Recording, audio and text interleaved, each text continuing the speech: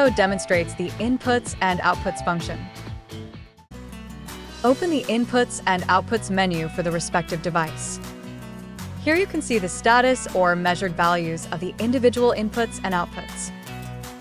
For greater clarity, the Filter I/OS button can be used to filter by individual inputs and outputs.